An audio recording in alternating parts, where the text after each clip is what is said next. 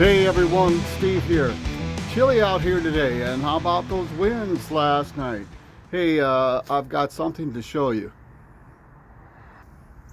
I got my new shovel that I ordered today in the mail. Now you remember the fiasco I had with this, the cheap shovel that snapped in two at the joint right there in the handle. So let's see what we got with the new shovel. All right, pretty good size box.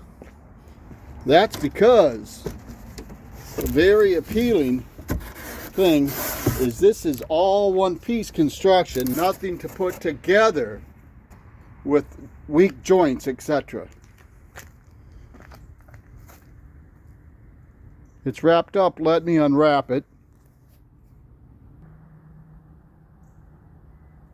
Okay, this is the AgroPro shovel. It's all aluminum alloy construction.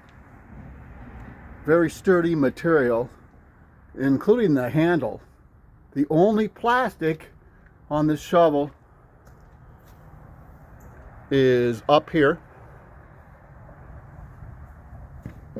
It's got a softer cushioned place to put your palm.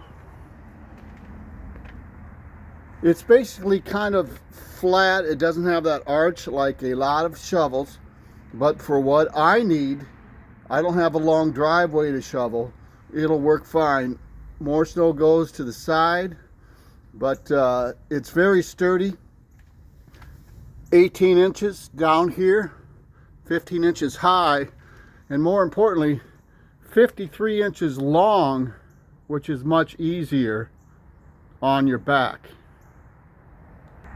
It does weigh 5 pounds, but to maybe a woman or a child that could be heavy, but for me it's not that much big a difference than the El Cheapo, which was like 2 pounds.